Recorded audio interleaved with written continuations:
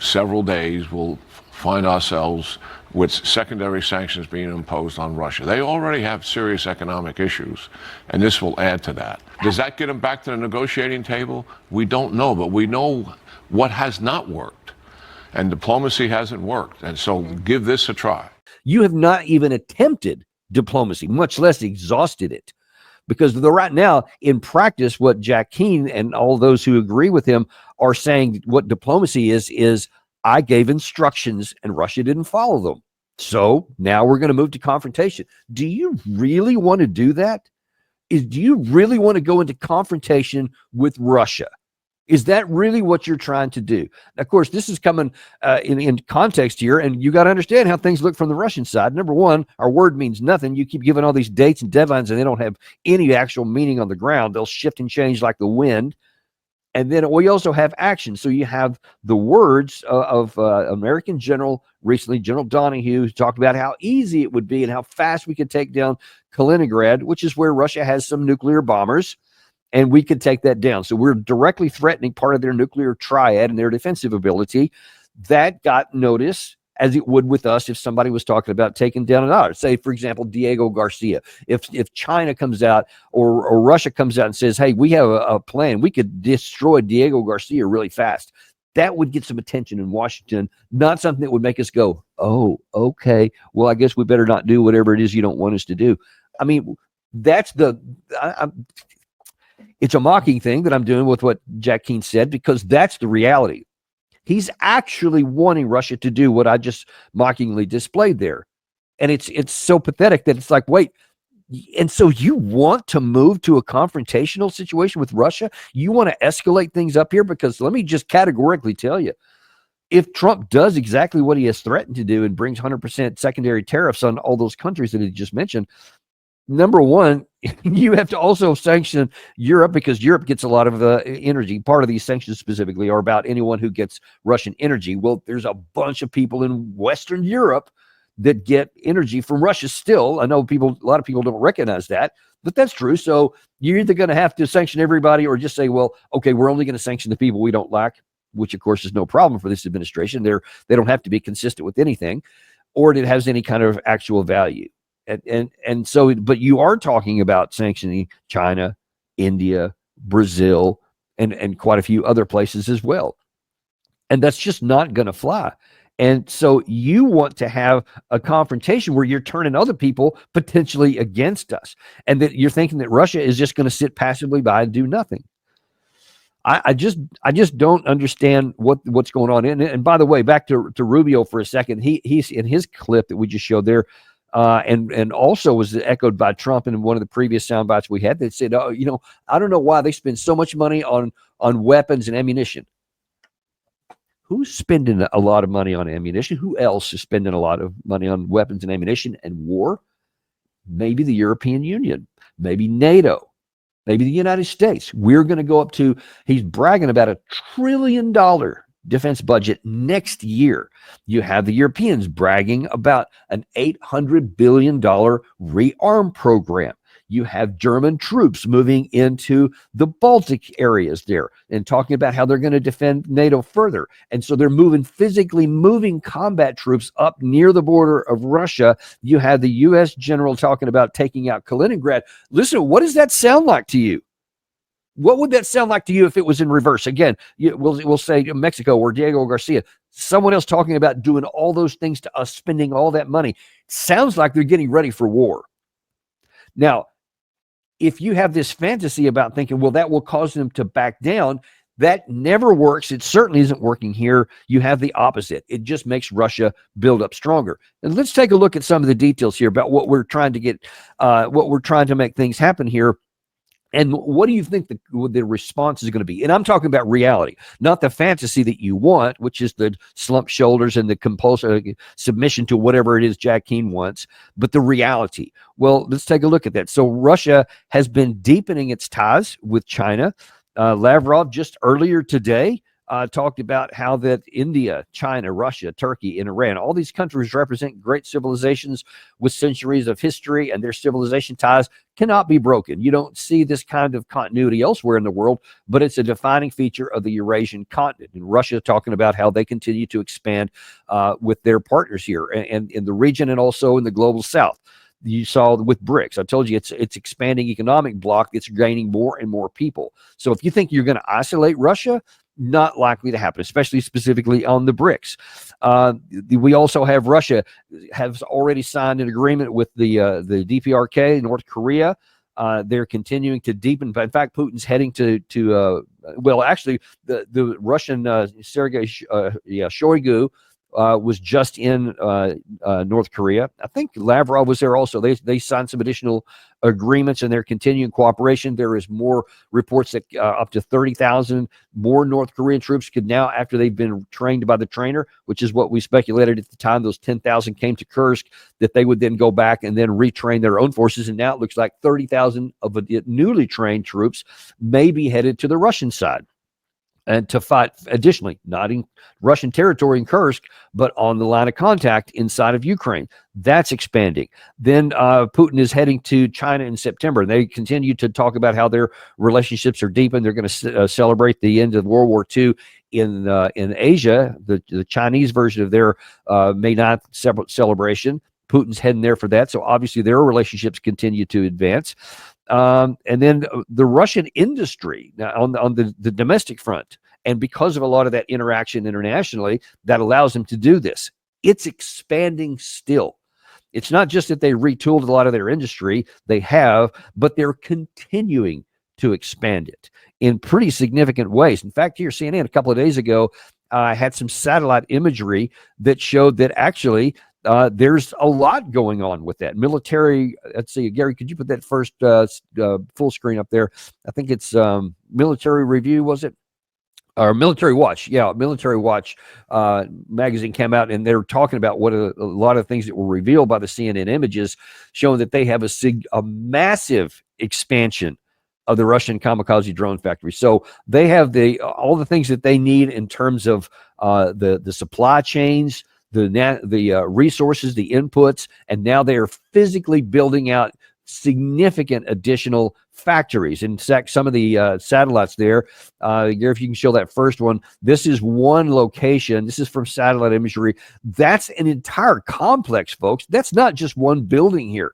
Those are a whole series of new construction going on to massively increase the amount of drones. And these are primarily the high-end drones, the Garan 2s, the modified Shaheeds that they initially got from Iran. Now then, you see that not only are they already in full-scale operation, but they're expanding it. And in fact, here's a closer look of one.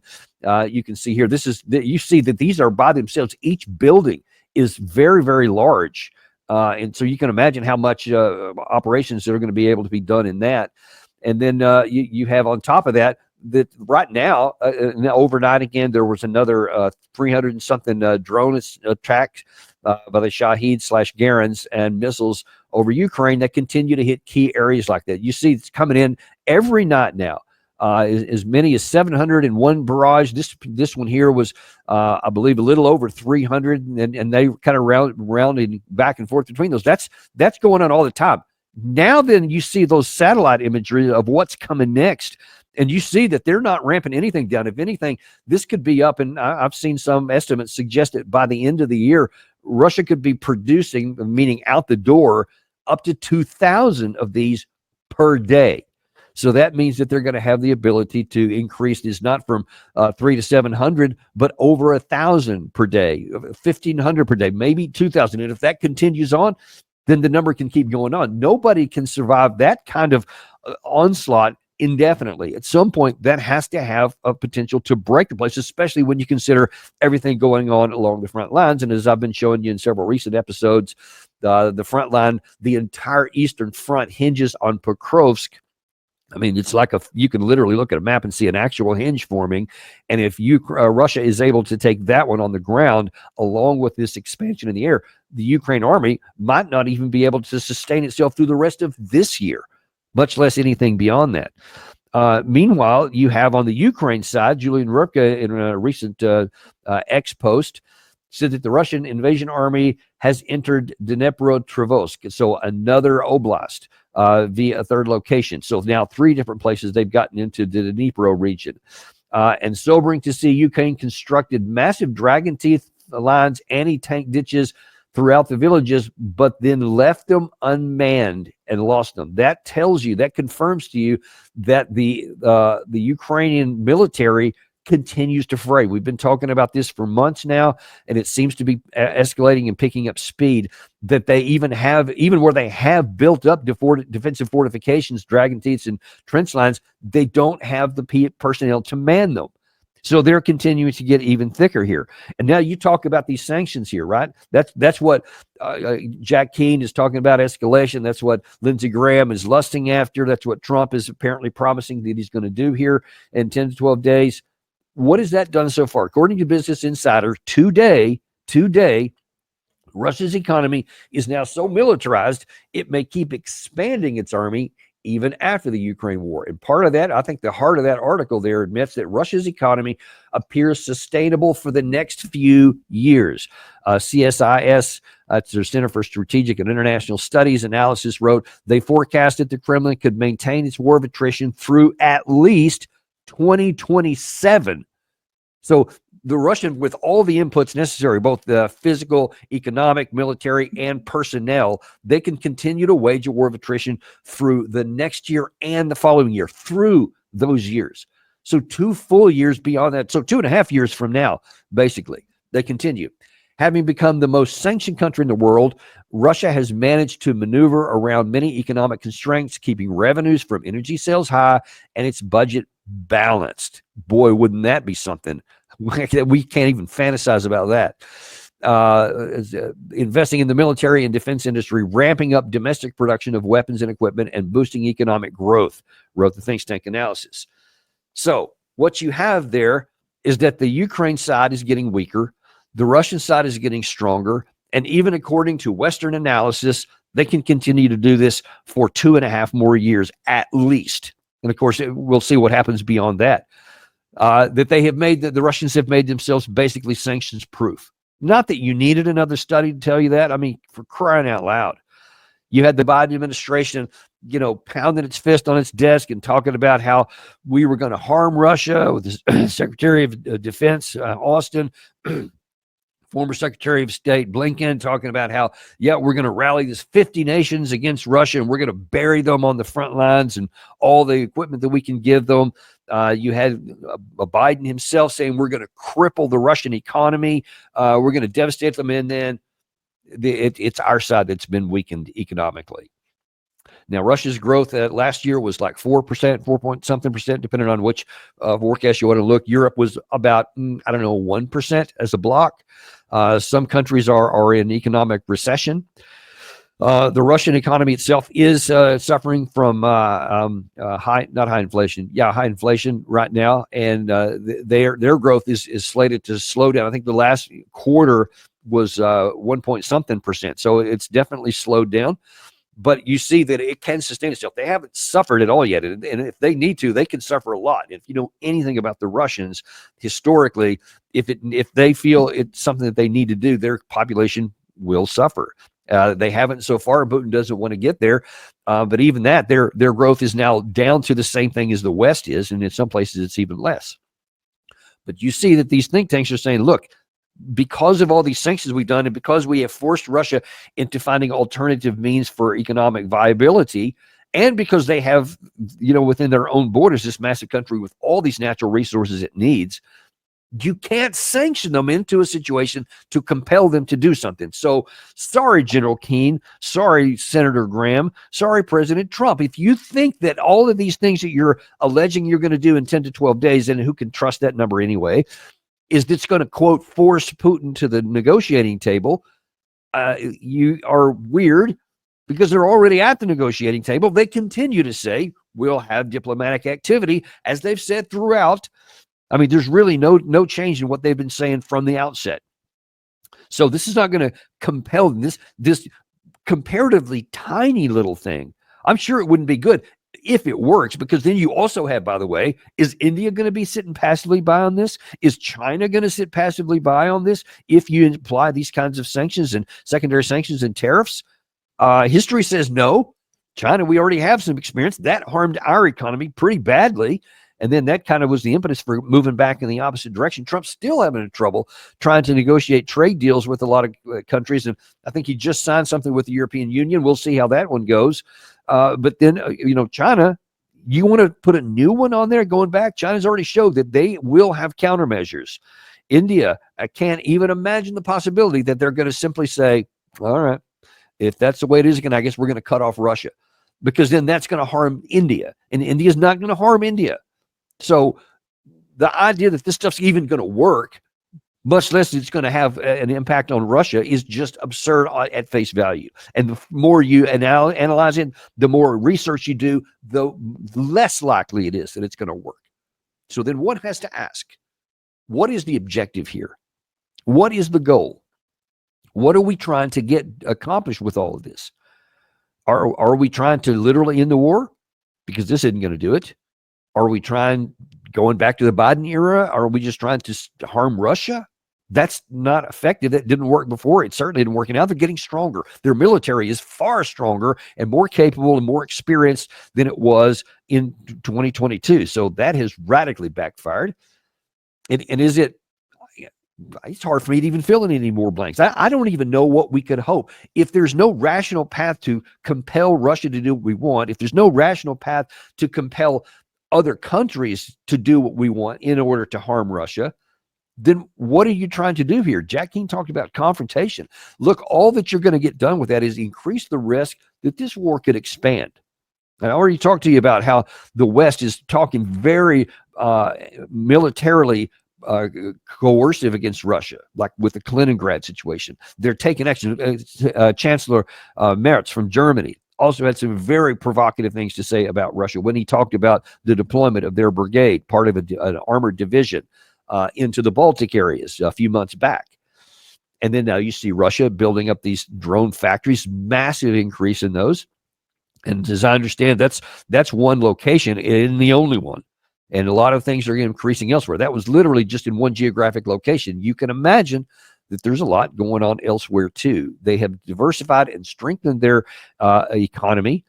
And so where do you think this is going to go? Because everything we have done so far has worked counter to our own interests. And there's almost the only bad place it could go left is for this to expand and get into a conflict between the United States or the West and Russia. And then God help us all, because the opportunity for escalation into armored conflict with nuclear weapons is all too real. And one of the things that has concerned me from day one, I thought maybe we had dodged a bullet in 2022, because apparently Russia, according to several released information, both classified and other sources, has said that Russia was close to contemplating tactical nuclear weapons use when they suffered two big losses in Kherson and Kharkiv regions. But they didn't. We passed that, and then Russia got stronger after that. They withstood all the conventional attack from Ukraine in 2023, and then it's been on this slow, methodical move forward. I had kind of hoped that finally would cause the West to see reason and reality, even more so. We would just see, it doesn't matter what we want, that you can't physically manifest it on the field. We've tried everything. We've done everything. Economic, diplomatic, military, none of it has worked. Russia's moving forward, just continuing on this, they get stronger, and you're not going to be able to sanction them away. We know that's not going to work. Militarily, over time, they're going to end up just crushing Ukraine like a tin can and eventually killing so many more people. So let's end this right now, this ugly defeat. Let's just call it a day, learn some lessons, limit our exposure, limit our damage, and then let's move on. That's what should be happening. It's not. And it's not just Jack Keane. It's not just Lindsey Graham. There's all kinds of folks all over. I think probably Keir Starmer was the happiest person in Europe right now, because I think they feel like they have compelled Trump and coerced him to come to their side. I don't know what they're trying to accomplish either, because it's hard for me to find a rational path other than just the perpetuation of conflict. I mean, you can be cynical and say, well, it's just about weapons production and the elite making more money. that has to be a part of it. I don't know if that's actually the plan. I don't have enough information. You can certainly give some credibility to the possibility that that's part of the intent. We'll continue to monitor that too. But we've got some great guests for you later on today, though. We did this kind of impromptu just because the comment happened here, but we have a great one on today. Colonel Jacques Beau. We were already going to talk about some of the Russia-Ukraine stuff. Now we have his expertise in this area. He's going to be talking to us a bit about what's actually happening behind the front lines in Ukraine. Not going to want to miss that on its own accord, but I can't wait to hear what he's got to say about some of these things here. That's at 12 o'clock Eastern, about 45 minutes from now. So be sure and tune back in to Colonel Jacques. Also, as a reminder, we are on podcasting. Let your friends know, because I know a lot of people actually prefer podcast to video. So we appreciate all you guys watching here. But let your friends know, Apple Podcasts, Spotify, Podcast Addict, and they can just type in Daniel Davis Deep Dive and find us there. And by the way, Gary wants to talk to you about a new opportunity that we have, because we're expanding in also to the written realm. Gary, what Danny? Our Substack? Yeah, well, this is great for all our viewers. It's funny. For example, my wife does not care about YouTube that much, and she always listens to podcasts. I don't understand. Wait, come on, man! You can't tell that. I know. No, she'd rather listen to you than watch you. Well, Danny, okay, no offense, but anyway, that's just the reality. So just for all our viewers, when you want to turn your friends on to what we're doing here, and they're not ones to sit down and watch video, but they can go obviously listen to podcasts on Spotify and the other outlets, Apple, iPod, Applecasts. We also wanted to go into Substack also, and this is for more people. Maybe they prefer to read a little bit. Yeah. So what the advantage here is for people that would prefer to just get their information by reading. That's exactly what is provided here. So Danny, even on occasion, will even write some concise op-eds in relation to what's been talked about in the episode. So you'll see, we post the videos at Substack also, but then down below you'll see either a summary or an op-ed written by Danny as to what he just talked about, in this case, with Larry kind of thing. So it's just a great opportunity for people that they're not, our friends don't always watch YouTube. So here's just another venue for all our audiences. Tell your friends about it, and they just go to danieldavisdeepdive.substack.com, and you can get your fill and tell your friends about it. Yeah, and that's it. And we've noticed that there's different really constituencies out there. Some people only want to watch videos. Some people only want to read. Some people only want to listen. So we're trying to diversify our offerings to make more people have an ability to get a hold of this. So be sure to share that. But we appreciate you guys, whatever means you're watching. We always do value that. So thank you very much. And we'll look forward to seeing you in about now 40 minutes or so from now with Colonel Jacques Beau on the Daniel Davis Deep Dive.